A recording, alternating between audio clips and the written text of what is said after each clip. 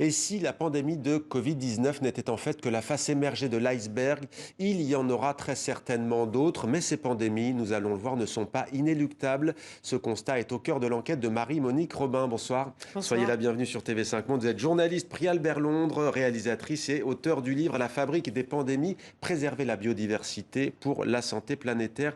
Alors, vous parlez d'une épidémie de pandémie, j'ai bien dit une épidémie de pandémie, il y a la notion de multiplicité pour notre planète. Et ce qui ressort de vos entretiens, au fond, c'est qu'il y a beaucoup d'inquiétudes. 62 scientifiques quand même interrogés, on ne peut pas dire que ce soit mince. Qu'est-ce qui les inquiète fondamentalement? Donc ils viennent de tous les continents, déjà. Ils sont virologues, infectiologues, parasitologues, différentes disciplines, hein, mais tous ont fait le même constat. Et tirent la sonnette depuis une vingtaine d'années. Hein. Ils disent que la principale cause de l'émergence de ces maladies infectieuses, c'est la déforestation et c'est donc la destruction des écosystèmes. Particulièrement là où il y a beaucoup de biodiversité, donc évidemment, surtout en Asie, en Amérique latine et en Afrique.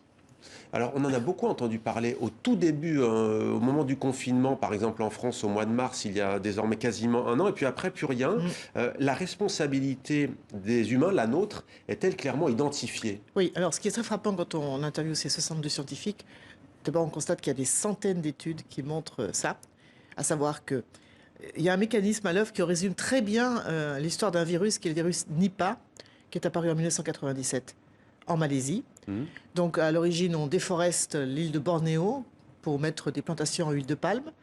Il y a des chauves-souris, animal très sympathique, hein, contrairement à ce qu'on peut croire, hein, mais qui ont une caractéristique, c'est que pour pouvoir voler, parce que ce sont des mammifères, n'est-ce pas, ils ont dû développer un système immunitaire très sophistiqué, qui fait qu'elles peuvent abriter des milliers ou des centaines de virus et d'agents pathogènes sans tomber malade. Quand on casse leur habitat, elles s'enfuient. Là, en l'occurrence, elles se rabattent sur les côtes de Malaisie, où on a planté des manguiers au-dessus de grandes fermes porcines. Et voilà comment les chauves-souris, qui sont frugivores, cette espèce-là, et frugivores, mangent des fruits, mangent les mangues, elles défèquent, elles contaminent les porcs. Et les porcs, peut-être vous ne le savez pas, mais ils sont très proches de nous, les porcs. Génétiquement. Ah oui, 95% de nos gènes, nous partageons 95% de nos gènes avec eux. Les porcs sont contaminés et évidemment, c'est la meilleure porte d'entrée pour une humanisation de ce virus d'origine zoonotique. Donc. Et les ouvriers agricoles, d'abord, sont contaminés. Cette viande, ces porcs sont destinés à l'exportation. Ils sont abattus à Singapour et ensuite pour partir sur le marché chinois. Et voilà comment la globalisation fait que ce virus va... Mais donc, si on donc, vous voyez, comprend vous bien, avez tous les ingrédients là. Hein. Mais quand on parle de transmission d'animal à l'être humain, donc en gros, c'est pas juste on a croisé une chauve-souris, on tombe malade. C'est la destruction de l'espace naturel même de l'animal en question. Oui, parce que ce virus Nipah, par exemple, les chauves-souris ont ça en elles depuis des milliers d'années. Qu'est-ce qui fait que ça devient un danger? C'est parce que nous les dérangeons, nous les contraignons à partir. Là, elles s'enfuient. Et ce ont montré les scientifiques, c'est que quand des chauves-souris sont obligées de partir parce qu'on détruit la forêt, elles excrètent, elles stressent, et elles se mettent à excréter tous les agents pathogènes qu'elles ont par stress, voyez. Donc, le problème, c'est pas la chauve-souris, c'est notre action dans ces environnements riches en biodiversité, qui sont surtout les forêts primaires. Vous avez pris donc ce premier exemple, hein, le virus Nipah. Autre exemple, la maladie de Lyme. Oui, maladie Pourquoi de c'est Lyme. intéressant? Alors, la maladie de Lyme est très intéressante parce qu'il y a deux scientifiques américains qui ont montré, d'abord qu'aux États-Unis, comme en France d'ailleurs, hein, comme dans beaucoup de pays du monde, il y a une recrudescence, une explosion des cas de la maladie de Lyme. La maladie de Lyme, je rappelle, elle est portée par un rongeur qui est une souris à pattes blanches. D'accord. Précisément, hein, pas un autre rongeur, cette souris à pattes blanches. Donc, quand une tique, vous savez, les tiques, elles mordent, hein, elles ont besoin de sang pour se nourrir. Ouais. Si une tique pique une souris à pattes blanches, elle va s'infecter avec la bactérie et ensuite, évidemment, si la tique sera infectée, elle peut contaminer les humains et donner la maladie de Lyme. Donc, qu'est-ce qu'il faut faire pour que ce risque soit réduit? Il faut d'abord faire en sorte qu'il n'y ait pas beaucoup de souris à pattes blanches. Et qu'est-ce qu'il faut pour ça? Il faut beaucoup de prédateurs, par exemple. Ça, c'est possible dans une forêt non fragmentée, vous voyez, où il y aura, par exemple, des renards qui mangent justement les rongeurs, etc. Donc, mais quand vous cassez une forêt, les premiers à partir, ce sont les gros mammifères, les prédateurs. On casse la chaîne alimentaire. Voilà, c'est ça. Alors, ça, c'est la première chose. Et la deuxième chose, c'est pour que la tique ne soit pas infectée, il faut, vous voyez, quand elle cherche un mammifère pour mordre, elle ne fait pas la fine bouche. S'il y a un écureuil qui passe par là, vous voyez, un tamia ou d'autres rongeurs qui ne sont pas des souris à pattes blanches, c'est très bon. Donc dans ce cas-là, s'il y a une grande diversité, vous voyez, c'est autant de morsures perdues pour la transmission de la bactérie. Donc ça veut dire que quand il y a une grande biodiversité, les agents pathogènes, ils sont en équilibre à bas bruit. Mais quand vous cassez cet équilibre, eh bien, ne vont survivre que les souris à pattes blanches, par exemple, et du coup, toutes les tiques vont mordre que des souris à pattes blanches, et du coup, le risque infectieux augmente. Alors l'origine C'est ce qu'on appelle l'effet dilution. Ouais. C'est quoi précisément alors l'effet L'effet dilution? dilution, c'est que la biodiversité dilue le risque. Ouais. C'est ce que je viens de décrire. Et donc il faut la protéger et protéger la barrière naturelle. Donc l'hypothèse du marché aux animaux. Alors les experts de l'OMS cette semaine ont dit bon, probablement ce n'est pas une fuite du laboratoire, ce serait la thèse animale. Mais donc vous, le marché aux animaux sauvages, vous mettez un bémol là-dessus? Non, alors moi je ne fais que transmettre ce que m'ont dit les scientifiques, hein, c'est mon rôle. Ouais. Pour l'instant, on sait que le coronavirus provient d'une chauve-souris, ça c'est sûr. On ne l'a pas retrouvé encore dans aucun animal, exactement le même que celui qui est chez les humains. Donc, il y a eu des animaux qui ont servi de pont, hein, d'intermédiaire. Pour l'instant, on avait pensé le pangolin, qui est la couverture de mon livre. C'est faux, c'est pas un pangolin. Et il y a plusieurs hypothèses qui circulent, mais il n'y en a aucune qui n'a été vérifiée. C'est tout ce qu'on peut dire aujourd'hui. Ce qui est sûr, c'est qu'on est toujours dans le même mécanisme, destruction de la biodiversité. Et le rôle des élevages intensifs est très important aussi, ou des animaux domestiques. Mais les élevages intensifs, par exemple, dans le cas du virus Nipah, vous l'avez vu, mais pour la grippe aviaire, c'est pareil.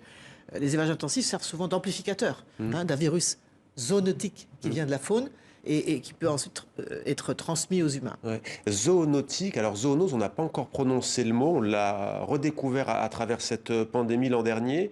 La première, c'est Ebola, en Afrique. Oui, 1976, qui est quand même un virus terrible, parce qu'il tue 60 à 80% des personnes qui sont contaminées, apparu en Afrique.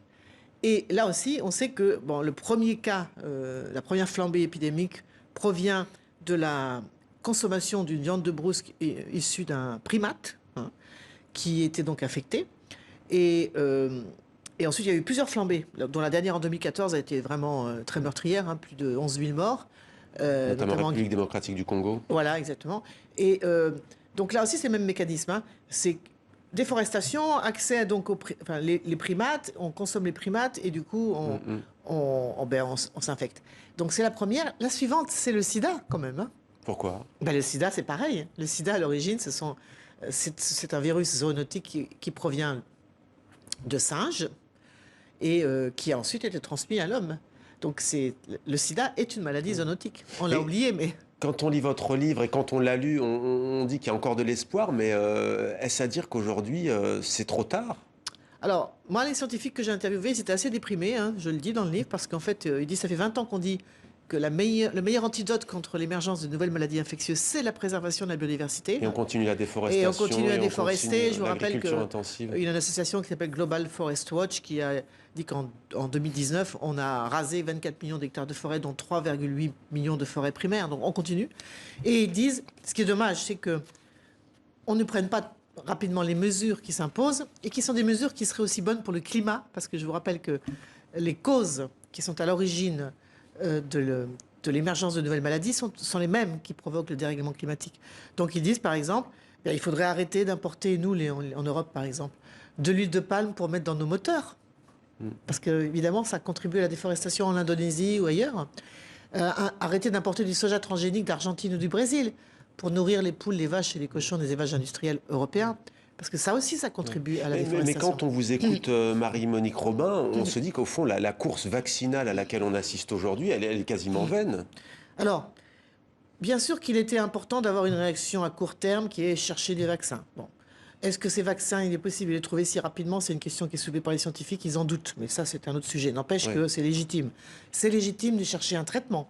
Mais ils disent qu'il faudrait avoir en même temps prendre et envisager des mesures pour le moyen et le long terme. On ne pourra pas fabriquer tous les 5 ans un vaccin ARN messager contre tout nouveau coronavirus, quoi. Impossible, c'est une course perdue d'avance. Et quand on voit le coût de la pandémie de Covid-19, c'est des milliards et des milliards, un jour on va le chiffrer. Si on avait, comme disent certains scientifiques, que le 10e de cette somme pour pouvoir encourager ces mesures, si on interdit les plantations d'huile de palme à grande échelle, par exemple, ça veut dire aussi qu'il faut proposer des alternatives, n'est-ce pas, aux pays concernés. Il faut aussi lutter contre la pauvreté, parce que vous savez, dans beaucoup de pays, la pression démographique, les gens ont besoin de bouffer, excusez-moi l'expression, ils ont besoin de manger. Eh bien, font une pression très forte aussi sur les écosystèmes. Donc, les scientifiques parlent de ça aussi. Une des solutions, c'est quand même de lutter contre la pauvreté. Et il faut absolument le faire parce que sinon, alors ça, c'est pas une bonne nouvelle. Sinon, ça veut dire que nous sommes entrés dans une ère de confinement chronique. Ça veut dire que le masque que vous avez dans votre poche, comme moi, là, on va l'avoir tout le temps. Il va falloir vivre avec. Oui. Et ça, c'est quand même pas un avenir. Et pour finir, là aussi, les scientifiques ont plusieurs pistes et hypothèses, puisqu'on voyage beaucoup dans votre livre. Prenons l'Asie notamment. Pourquoi est-ce que les Asiatiques, en tout cas certains pays, la Thaïlande, on peut citer Taïwan, pourquoi est-ce qu'ils ont, semble-t-il, plus d'immunité par rapport au coronavirus? Alors ça, c'est très intéressant dans mon livre, c'est un chapitre entier. En Thaïlande, vous avez raison, 80 millions d'habitants, 58 morts. Mais je peux donner les chiffres pour le Gabon, c'est pareil. Et donc là, les scientifiques ont trouvé émettent des hypothèses. Ils ont d'ailleurs publié dans une revue très connue qui est Nature, une grande revue scientifique. Donc pour eux, il y a trois raisons. Dans les zones rurales de ces pays, pas les villes, dans les zones rurales, les habitants, les villageois sont exposés à une grande biodiversité. Et ça permet de renforcer leur système immunitaire, surtout quand ils sont exposés tout petits. Notamment, ça renforce le microbiote, donc la flore intestinale. Et ça fait qu'on n'a pas d'asthme, par exemple. C'est vrai, en Afrique, il n'y a pas d'asthme, il n'y a pas d'allergie dans les campagnes. Moins de maladies chroniques, oui. Moins de maladies chroniques, moins de diabète, etc. Ensuite, leurs animaux ne sont pas parqués, donc ils se baladent, c'est très bien. Et ils vont aux lisières des forêts, ils peuvent rencontrer des chauves-souris et du coup infecter les humains. Mais qui auront donc, c'est pas le même coronavirus, mais c'est quand même un coronavirus et une immunité partielle. Et enfin, dernière explication, et ça pour moi été une très grosse découverte, le fait que les populations, et notamment les enfants, sont exposés tout petits à des vers intestinaux. Alors, je ne parle pas de, vous voyez, ténia, les oxyures, ce qu'on appelle les oxyures. Eh bien, par un mécanisme de coévolution avec ces vers, eh bien, ça renforce le système immunitaire et ça mettrait à l'abri des orages inflammatoires qui caractérisent notamment la Covid-19 et ce qu'on appelle les facteurs de comorbidité du coronavirus. Merci beaucoup Marie-Monique Robin. C'est avec la collaboration de Serge Morand, la fabrique des pandémies, préserver la biodiversité, un impératif pour la santé planétaire. Je signale que vous êtes en film.com en préachetant le DVD, ça nous soutiendra pour faire le film à la hauteur du livre. Voilà. Eh ben voilà, c'est pour la bonne cause, tout est dit. Merci beaucoup Marie-Monique Robin. La chronique culture de Nicolas Georges, lundi.